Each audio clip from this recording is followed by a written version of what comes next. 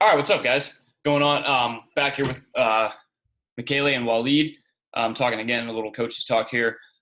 First of all, Michele, we'll go to you. We talked a little bit before we started here, but what's new with you, and what are you into these days? Oh, I just finished. Right now, I'm doing a lot of testing. I have a hand dynamometer, and so let me back up. So we started. One of my specialties is baseball. Probably baseball and running. Those are the two things that I have the most training with. Um, which is so funny because I played football in college, and Right. so like football is could not be baseball couldn't be any further away from me as a position player, Hmm. playing football. And then the second thing, the only thing that there probably is nothing that football players hate more than running. Right. So so it's just really funny that those were the two things. But it's kind of like, it's probably like one of those things where it's like you're interested in the thing you're not good at, you know Hmm. and like you guys know, because you guys are both tied into football and played and whatnot, it's like all the big guys want to be skinny when they're done playing. Right. And then all the skinny guys, they all want to be like really big. So I was on the bigger end. So I've always been fascinated by, by the skilled players, or by friends and other people that I know that ran cross country, track, and the middle distance. Yeah. It's like, man, just to be able to like run, it's so impressive, because I think about now, now that I worked with Texas Tech University track and field, which is really, really good. Like, just thinking to like run an 800, uh, and you're like pushing your 800, I think is probably the hardest race. The 400 is really hard too, because it is near a max effort Oh yeah. the entire time. But the 800, I think, is maybe almost even harder, because while the 400 is essentially max effort, a little bit less than max effort, you're essentially going all out. Yeah. You know, it was really funny. Like when I was in sixth grade, I started out doing just the field events, shot put and discus, being a chubby little kid. And then, of course, the stupid track coach was like, all the field athletes have to run something, you know. Right. He put me in the 200, and I was telling my dad my race strategy, and I was like, okay, I'm going to start out hard, so I, get a lead or something, and then I'll back off for the middle, and then that way I'll have something left over for the end, so I can finish hard. And my dad's like, what? You're supposed to run as hard as you can the whole time. And sixth grade me, I was like, "What are you talking? I have to run as hard as I can that whole time? That's insane. Who can do that?" I remember that vividly. Yeah. So, That's so that's a anyways, that's a long time for when you train to be, a split second output guy, yeah. like a thrower. I mean, that's Oh, the whatever, if that's a 20 with some second race, that's an eternity. yeah. Oh, for sure. Well, and plus back then, again, this was like sixth grade, so I was like, Yeah. just a chubby little kid. I didn't do any training at all. But anyways, so like the 800, the 600 indoor or 800 outdoor, those are so hard because you're pushing it like 80, 85% max that whole time, and you have to really, your speed endurance and your lactate threshold like has to be so tuned in. And that's really like the hardest training, because it's so uncomfortable pushing yourself to that level.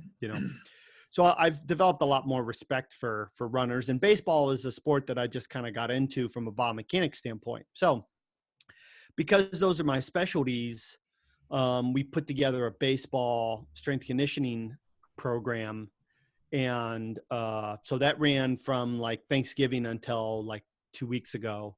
And so in the past week, I've been doing all the post testing, not only the performance tests, so verts and broad jump, 20 yard, 60 yard, but some power measurements. And then I have a hand dynamometer.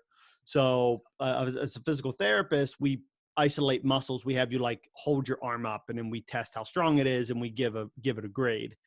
And that's what we use to kind of like guide weakness, our treatment of weaknesses, impairments, especially if there's pain involved. Well, that's really hard whenever you're trying to like get into the performance space and you want to be able to quantify things. So don't let me forget, guys, if you guys have clients that you want me to maybe come up and do some more quantitative measuring on, let me know and I'll be happy to do that. Absolutely.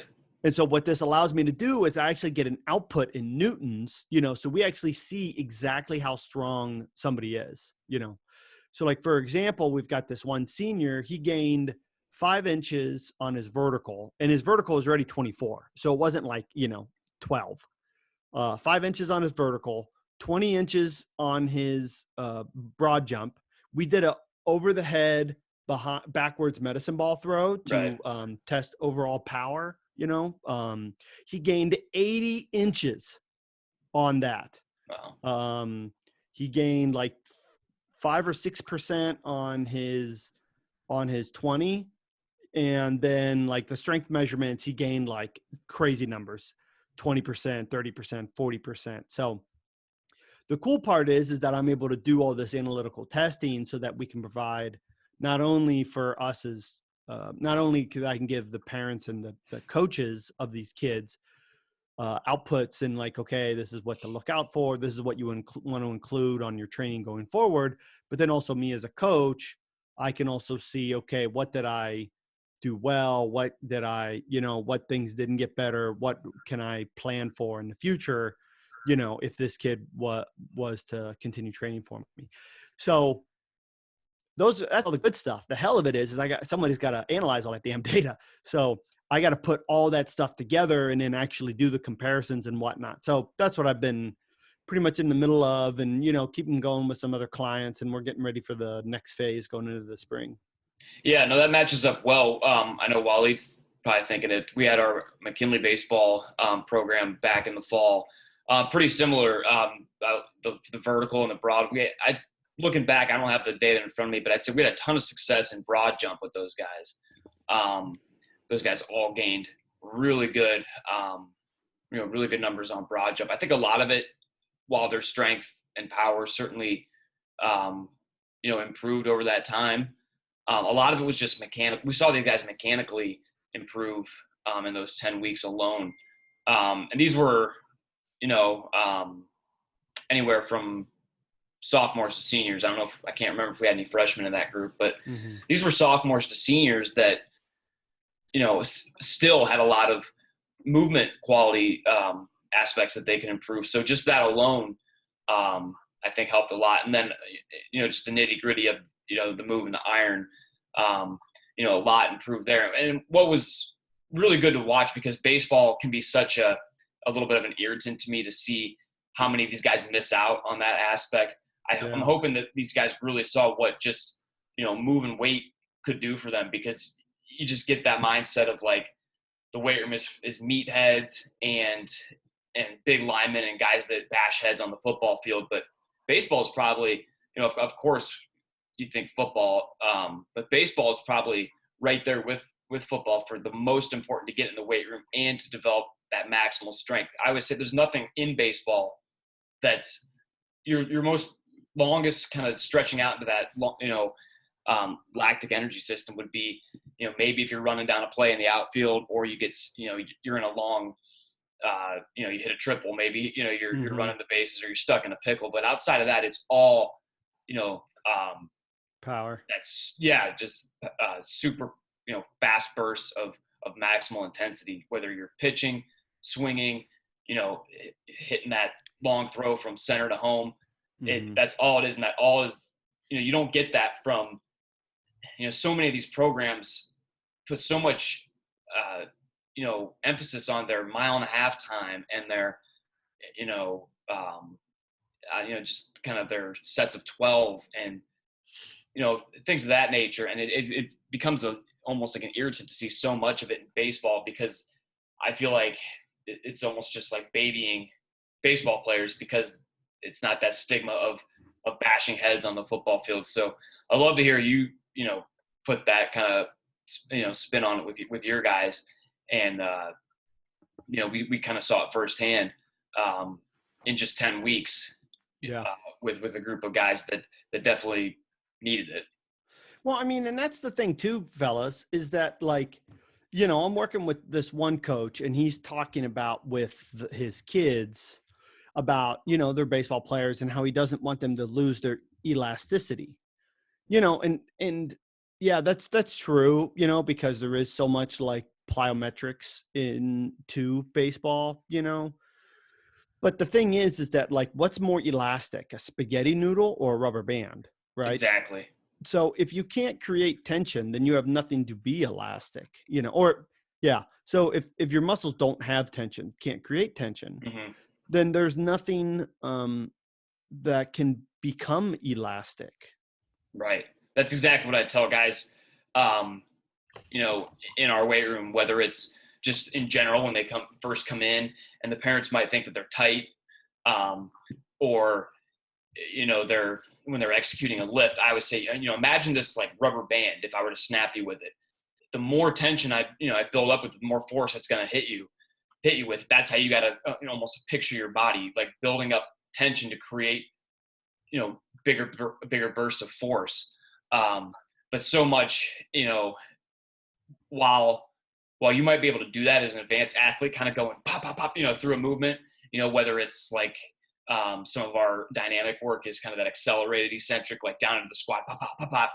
A lot of these guys aren't ready for that because they don't Yeah. understand that tension creating. So uh, yeah, what you said, you said better than I could, but you nailed it on the head. Is where without that base of strength, there is no elasticity. It is just like you said, a spaghetti noodle. You drop the spaghetti noodle, it Yeah. just collapses, and then you can kind of see it happen. Where, like, say you're doing a depth jump or something with these athletes that haven't developed that yet. It's like the feet hit the ground. You can almost visually see it like a noodle hitting and kind of crunching up, and then trying to overcome that lost tension.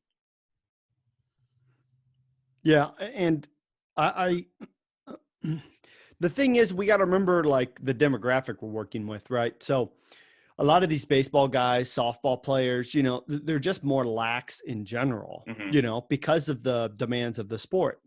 The kids that maybe develop more stiffness, you know, have more of the type 2 collagen, don't move quite as easily, Hmm. readily.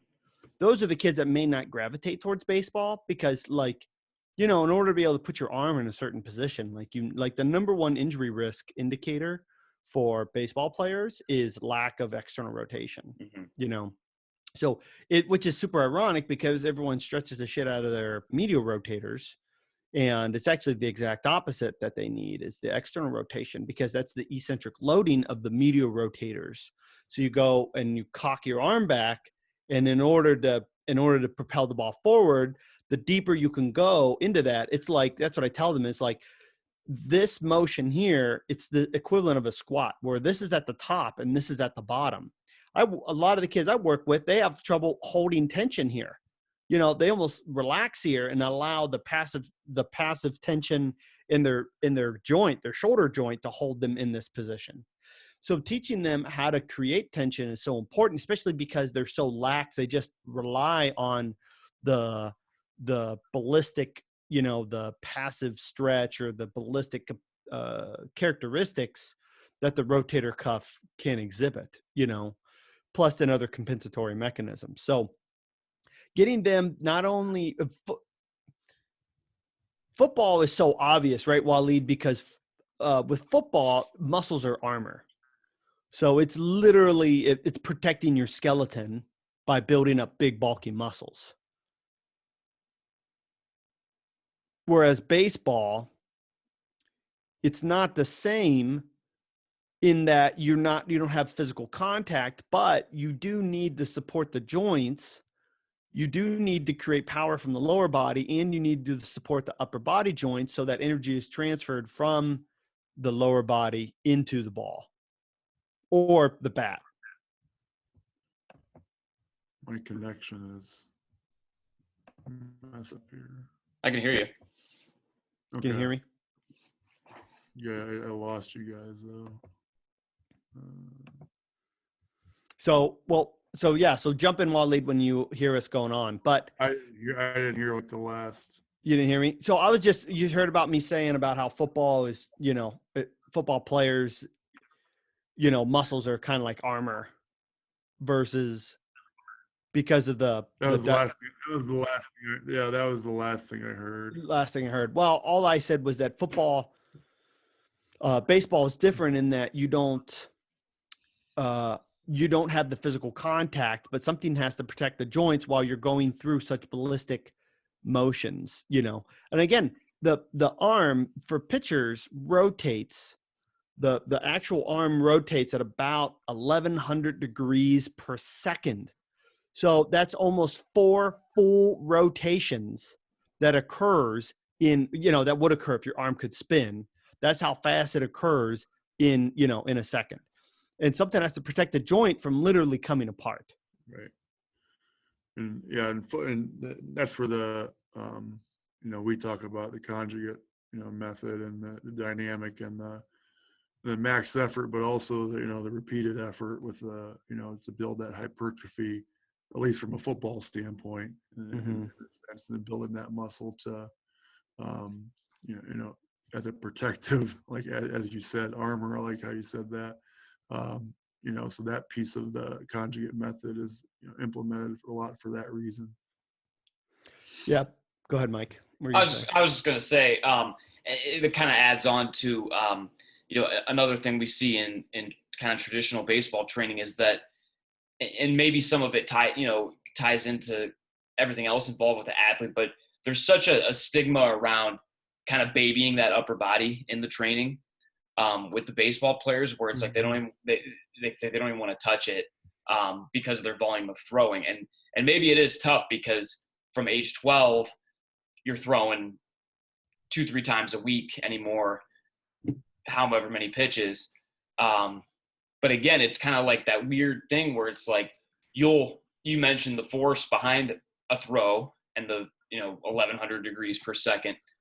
So the kind of general concept out there is that's seen as, okay, we'll go out and do that, but do a few reps on bench press and it's like, we got to question everything about the safety of that. Now we've had, Waleed, I'm sure knows, different positions that athletes can work with, but we'll essentially say pain-free benching, you can do it with throwers because you want to build that resilience, under those types of forces and loads so that when you were going out to throw however many pitches you need to, you've made that kind of adaptation under that stress.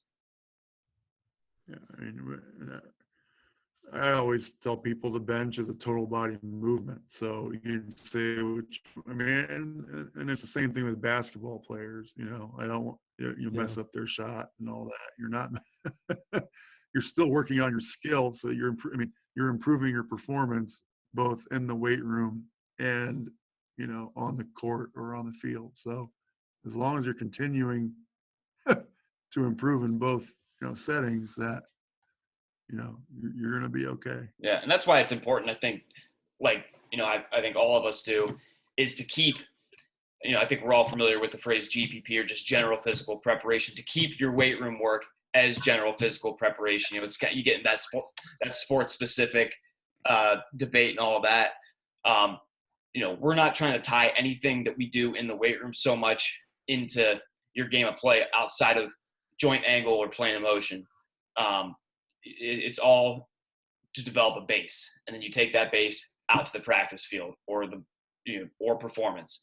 But I think that's kind of where, Waleed, you say mess up the shot, mess up your throw. I think that's where the idea might come from. Whereas like if they can't replicate it in the weight room, they're doing something that's going to screw with their technique. Whereas we're implementing just the base of the pyramid.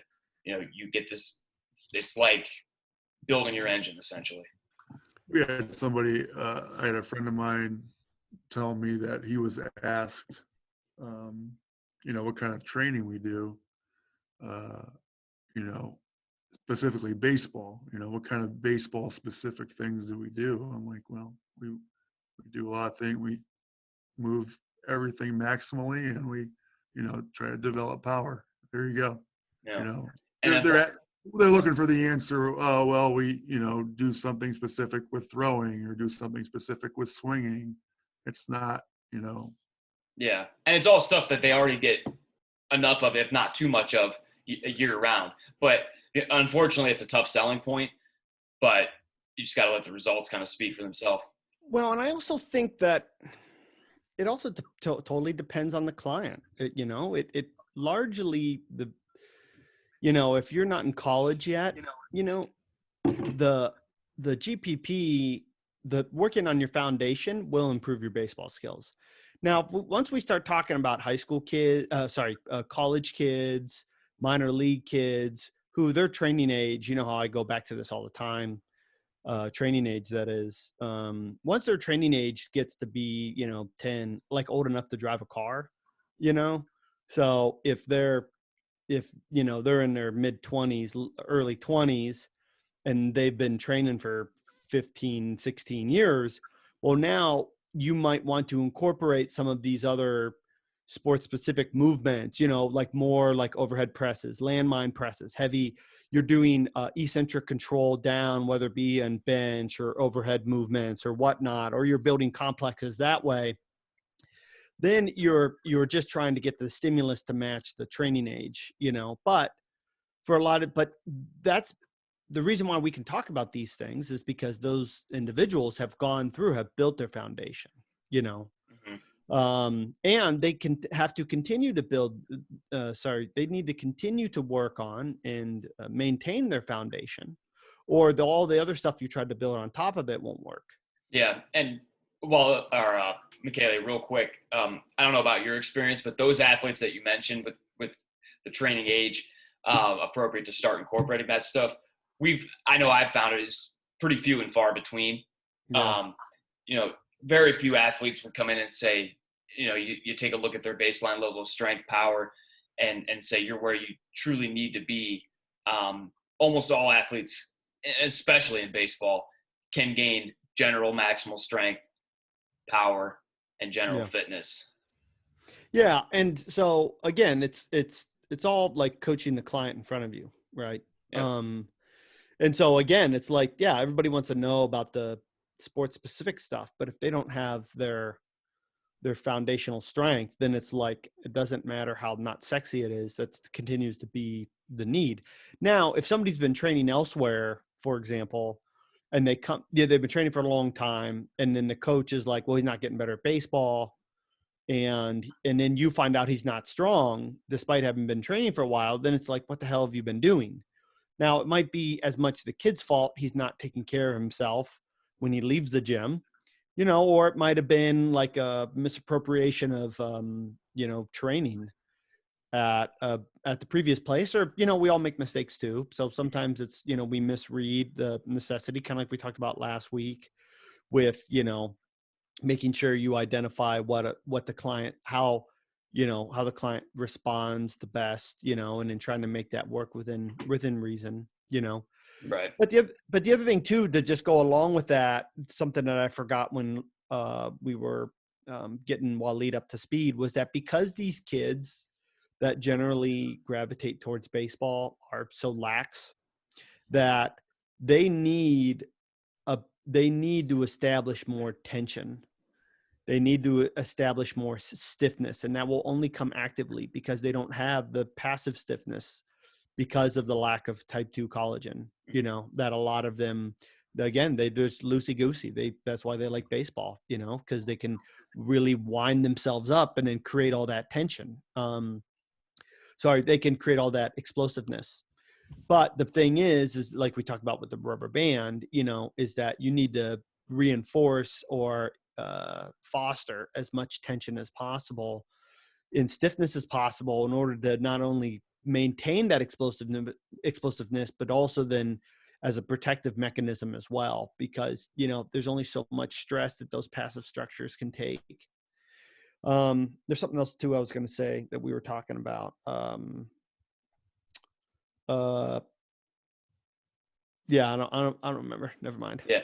Kind of on your point there, it's such an interesting concept, because baseball is such a rotational sport that you almost think like, with the stiffness, and, the word stiffness might sound like a dirty word in baseball because it is so rotational, but it's an interesting concept to get through players' mind, that there's such a difference between controlled stiff rotation as opposed to just that kind of chaotic out of control. I mean, you can visually, so we've all seen it, and whether it's you can give a med ball to an athlete and say, let's do a rotational throw, and you can tell if they are able to kind of conduct that movement properly and with controlled rotation, not relying solely on the spine, but using their hips and just the kind of chaotic whipping around, flailing around like a fish. So even though these are both rotation and they're both required to play baseball, there is such a difference between the two, and finding a way to establish that with especially some of these young kids. We see a lot, Waleed, in our gym that are 15 years old, 6'2", and 140 pounds. You know what I mean? I mean, that's just a recipe for that type of movement. Yeah. So just to hit on what I remembered. So a lot of, cause you said that, I think Waleed said that earlier, or one of you two, that, a parent will bring their kid in and they'll say things like, oh, my kid's too tight, or he says he's too tight. He says he's tight all the time. Yeah. The thing is that, because this pattern of laxity does exist, the thing is that these kids exist at their end ranges. So between locked out knees and end range, sway backs, and, they like to stabilize when they're doing standing exercises by locking out their knees. They do planks or push-ups, locking out their elbows all the way. They have no active tension, which, we use that. That's how we explain words that structures, contractile structures that you have control over. So muscles and tendons, so that you can actively create tension there or stiffness. Whereas passive structures, that's your ligaments, your joints, things like that. So these kids that lack passive tension, they rest on that passive tension. So what they feel that like they're stiff all the time, they're tight all the time, but it's not that they're too tight, it's that they're not tight enough.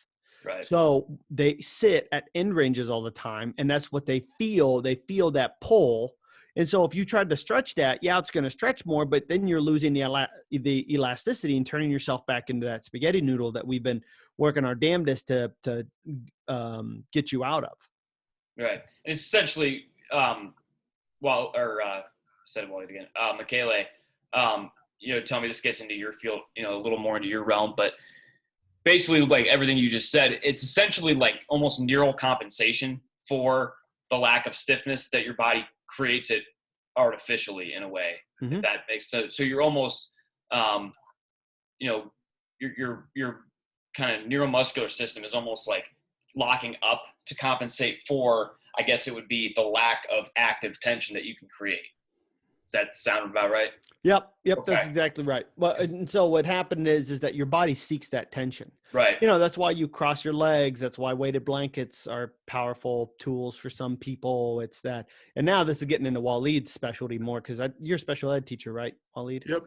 Mm-hmm. Yeah. So, you find these kids that crave that stimulus. So, and so what we see that same thing occur with athletes, but it's that we see them craving that stimulation via postures and these other kinds of things.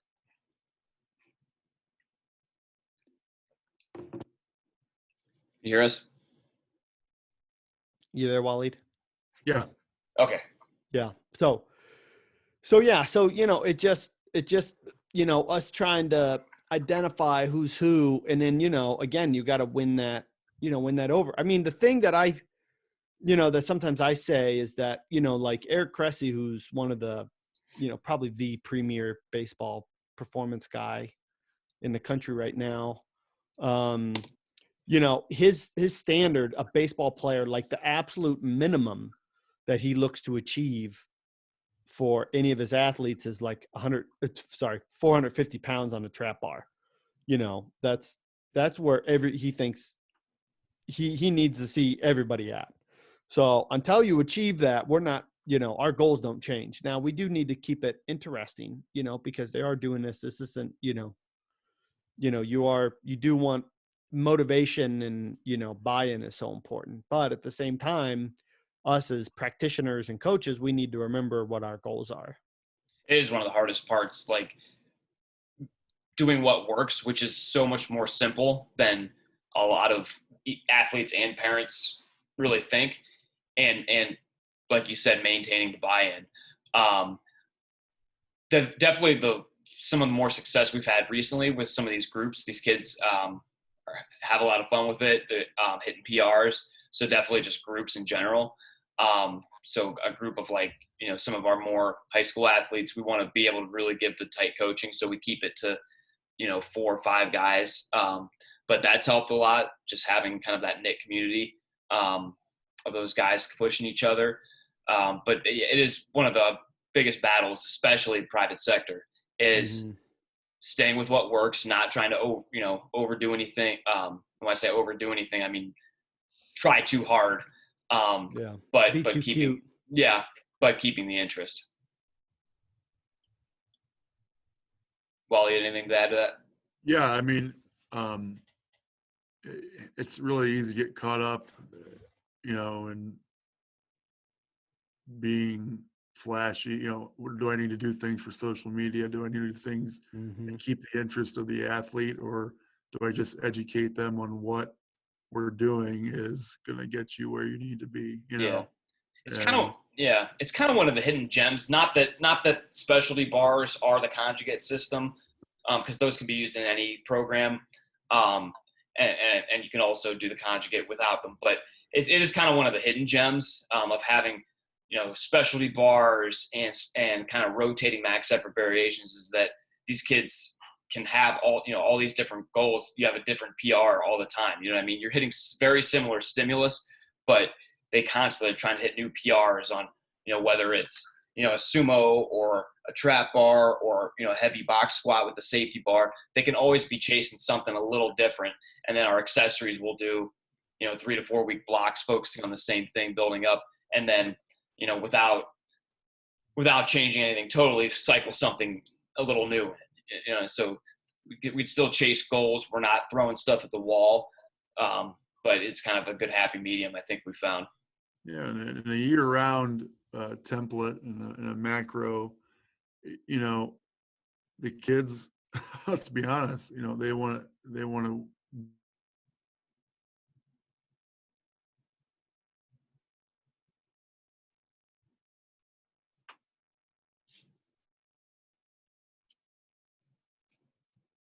I lost audio again. Sports in a year-long setting or in a high school career, for example. So I just think that, at the end of the day, there's going to be some kids who never buy in and parents who never buy in. And then there's a majority of kids that, either do buy in as long as you kind of give them, clear expectations to work towards, and then you have to sell them on it. You don't have to be unrealistic, but you do have to sell them on it. And I think that there's the other kids that are just all in. They get it. They understand it, so whatever that ratio is, maybe 20, and then 60 in the middle, so the majority of us that are going to even come to us, we're going to get that latter 80%, the kids who either can be sold or are in already. Like the kids who go home, instead of looking up dumb stuff on TikTok, they're like looking up fitness and exercise, Instagram and baseball and Eric Cressy and all these things. Yeah. Those kids, I mean, we get buy-in right away because they're gym rats. Yeah. Because you wonder, okay, there's so much content out there, whether it's a college strength coach, high school strength coach. Cressy's with who, the Yankees now? Yeah. Yeah. He still has his place, but yeah. So, it's easily accessible to go look up baseball strength and see what they're doing. And why are you still questioning, what the local, you know what I mean? Because it's not about that, Waleed. That's the thing. Right. Is that none of these, because these kids or parents, and this is the problem with, some of these other facilities that sell snake oil, because the majority of the parents, it's like glorified babysitting. Yeah. Not that that's not necessarily even a bad thing, but it's something healthy and it's positive, and there's a, and even if they don't get scholarships to college, they're at least going to be a fitter, healthier person, especially with the lifestyle, diseases that we have that are so prevalent in our society. At the end of the day, almost all of us are just doing this to participate. Yeah. Now, how long we participate, whether it's middle school, high school, college, very, very few of us get paid anything to do this beyond college. 3 minutes, guys. Yep. So, it's something to think about, like, it's having our process and then selling it to our kids and the parents, and then, holding ourselves to that standard, and then, cause it'll show that it works. Yeah. You'll always win at the end too, doing stuff kind of, the right way. It's cliche, but again, it's a longer process. We might not be able to bring in a absolute influx of guys by doing the fancy stuff or whatever, a lot of times what's LeBron doing on Instagram or that kind of stuff. But, in the end, you'll win because you're not going to, create any type of long-term kind of community or, kind of flow of, like we talk about the youth to the high school. And then if they're going to college, they go off to college and then they come back and see us when they're in town. You're not going to be able to create any of that just by chasing what's online. But that is, we are kind of winding down here. So, Michele, last thoughts? Nope, that's it, man. Just check me out, Michele Iono, on social media. You can hear our podcast, Fuel, Move, Recover, drops every Friday. Waleed? Yeah, as usual, the youth, we've got multiple signups. It's growing rapidly, and we've got our first female.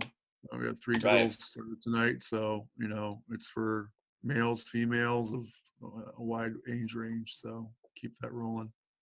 Awesome. All right, guys, good talk tonight. We'll reconvene 2 weeks from now. Have a good week. All right. Great. See you guys. See ya.